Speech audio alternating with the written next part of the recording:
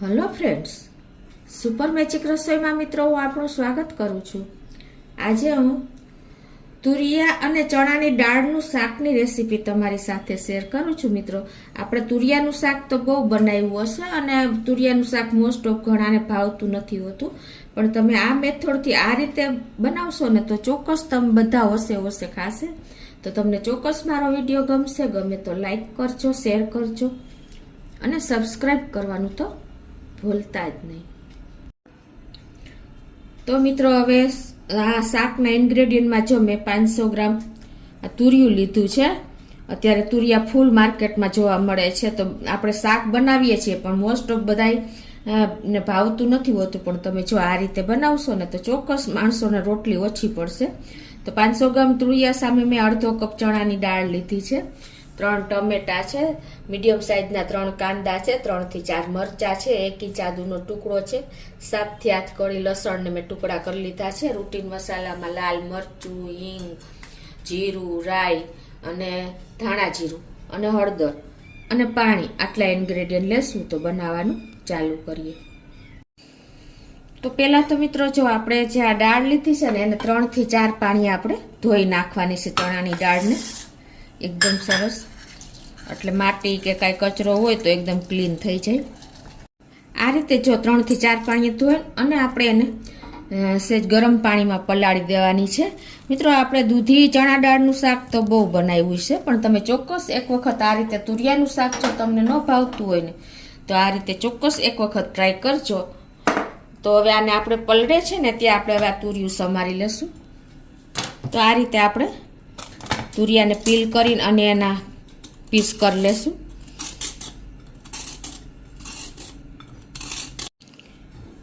આ રીતે જો આપણે પીલ કર્યા પછી એના આ રીતે વચ્ચે કટ મૂકી અને મોટા પીસમાં જ સમારશું.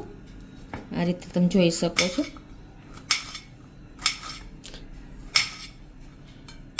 તો હવે આ રીતે હું બધા તુરિયા સમારી લઉં છું.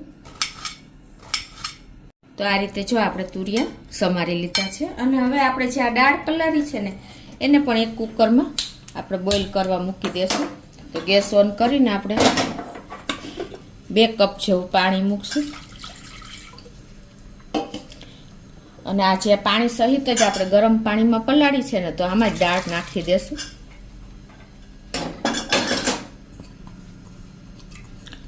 અને એમાં ટેસ્ટ એકોર્ડિંગ આપણે 1 ટીસ્પૂન જેવું મીઠું નાખી દઈશું અને 1/4 ટીસ્પૂન આપણે હળદર નાખી દઈશું. અને હવે આને આપણે 3 થી 4 whistle slow to medium flame ઉપર કરી લેશું, એટલે આપણી દાળ સરસ કૂક થઈ જાય. હવે આપણે આ જે તુરિયા સમાર્યા છે ને એને આપણે ધોઈ નાખશું. આમ તો છાલ ઉતારીને પણ તમે ધોઈ શકો, પણ અત્યારે હું આ રીતે ધોઉં છું. છાલ ઉતારીને ધોશો ને તો પાણી પણ નહીં ચડે. તો જો આપણે તુરિયા ધોઈને અને સાઈડ ઉપર રાખી દેશું.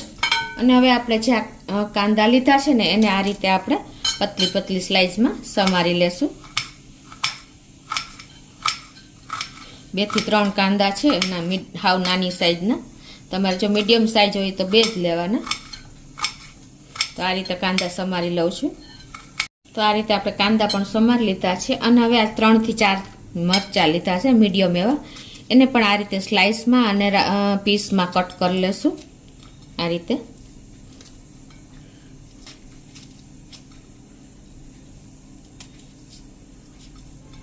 થોડાક પણ આપણે પીસમાં પણ આવી રીતે કટ કરશું. મરચાં સમાર્યા પછી આપણે 1 ઇંચ આદુનો ટુકડો પણ મેં લીધો છે, એને આપણે આ રીતે ગ્રેટ કરી દેશું.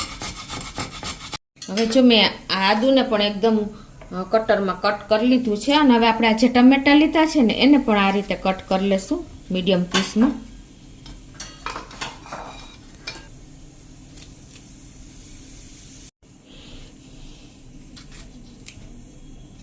આ રીતે આપણે 3 મોટા ટમેટા છે એને સમારી લેશું.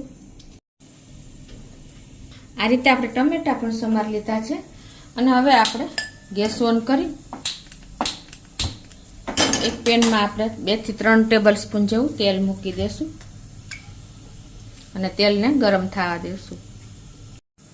આપણું તેલ પણ ગરમ થઈ ગયું છે. તો અડધી ટીસ્પૂન જેવી આપણે રાઈ નાખી દેશું, અડધી ટીસ્પૂન જેવું આપણે જીરું આખું નાખી દેશું અને પિંચ જેટલી આપણે હિંગ નાખી દેશું.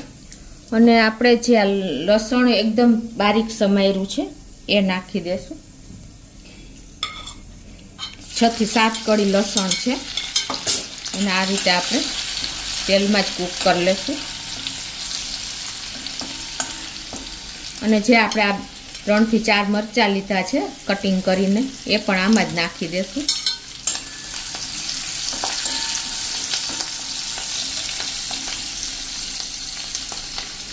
અને હવે આપણે આ નાની સાઈઝના 3 કાંદા છે એને પણ સમારેલા છે, એને પણ આ રીતે જ આપણે આમાં કૂક કરી લેશું.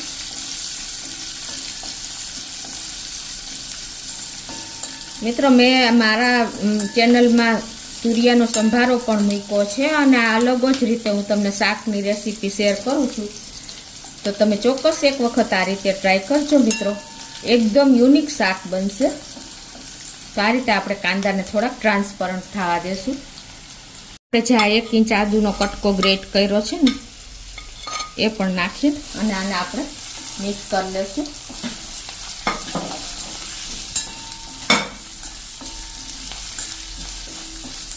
અને હવે જો આપણા કાંદા પણ સરસ કૂક થઈ ગયા છે તો આ સ્ટેજે આપણે જે તુરિયા ધોઈને રાખ્યા છે ને પીસ કરેલા એ હવે આમાં નાખી દેશું.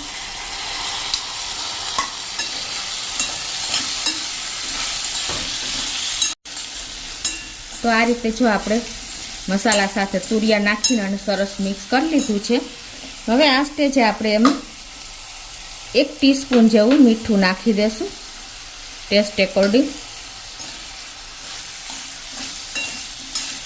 અને હવે આને આપણે ઢાંકીને 3 થી 4 મિનિટ આપણે આને કૂક કરી લેશું.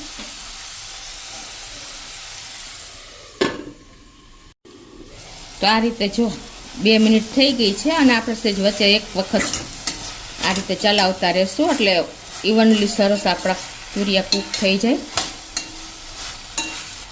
પાછા આપણે આને 2 મિનિટ હજી થવા દેશું. તો જો 3 થી 4 મિનિટ થઈ છે અને આપણા 80% જેવા તુરિયા પણ ચડી ગયા છે, કેમ કે તુરિયાને કોઈ ટાઈમ જ નથી લાગતો કૂક થતા. આ રીતે તમે ઇઝીલી કૂક કરી શકો છો. હવે આમાં આપણે ગેસની ફ્લેમ અત્યારે સ્લો જ છે, તો હવે એમાં આપણે મસાલા કરી લેશું. અડધી ટીસ્પૂન જેવી આપણે હળદર નાખી દેશું અને 2 ટીસ્પૂન જેવું આપણે કાશ્મીરી લાલ મરચું નાખી દેશું, કેમ કે આપણે મરચાં તીખા નાખ્યા છે. અને 2 ટીસ્પૂન જેવું આપણે ધાણા જીરું નાખી અને આને સરસ આપણે મિક્સ કરી લેશું.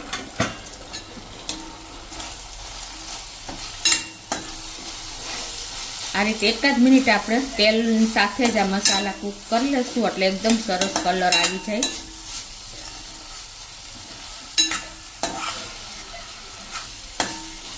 અને હવે જે આપણે ટમેટા સમાર્યા છે ને મીડિયમ સાઈઝના 3 એ આમાં નાખી દેશું.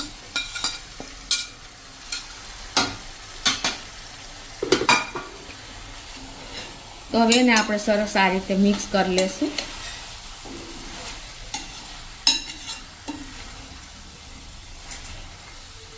અને હવે આને ઢાંકીને આપણે હજી 1 થી 2 મિનિટ ટમેટા ગળી જાય ને ત્યાં સુધી થવા દેશું.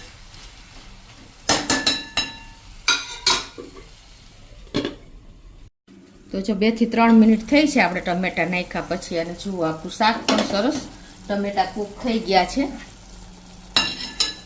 જો મિત્રો એકદમ સરસ આપણા ટમેટા પણ 80% જેવા કૂક થઈ ગયા છે. હવે આપણે જે આ દાળનું કુકર મૂક્યું હતું ને એ પણ થઈ જ ગયું છે. 3 થી 4 વિસલ આપણે કરી છે સ્લો ટુ મીડિયમ ફ્લેમ ઉપર. હવે આ દાળને જ આપણે આમાં નાખી દેશું પાણી સહિત જ, અને એને આપણે મિક્સ કરી લેશું.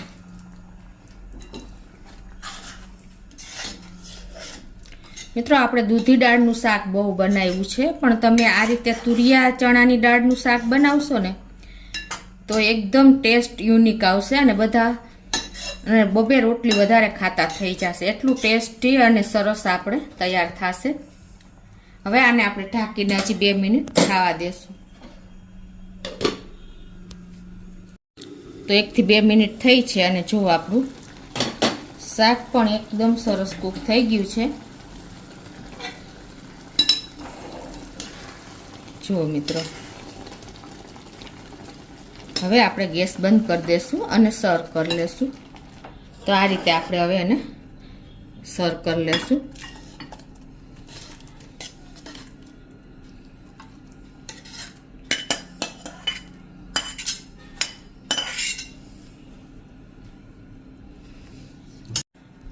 તો આ રીતે આપણે તુરિયા અને ચણાની દાળનું શાક એકદમ જો ટેસ્ટી અને એકદમ ડિલિશિયસ એવું રેડી છે.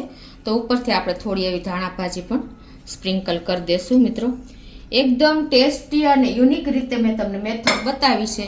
તો તમે ચોક્કસ એક વખત આ રીતે ટ્રાય કરજો મિત્રો. અત્યારે તુરિયાની ફૂલ સિઝન ચાલી રહી છે અને તો આમ બાળકો નથી ખાતા, વડીલો પણ નથી ખાતા, પણ તમે આ રીતે બનાવશો ને તો હોશે હોશે ખાશે. તો તમને ચોક્કસ મારો વિડીયો ગમે તો લાઈક કરજો, શેર કરજો અને સબસ્ક્રાઈબ કરવાનું તો ભૂલતા જ નહીં.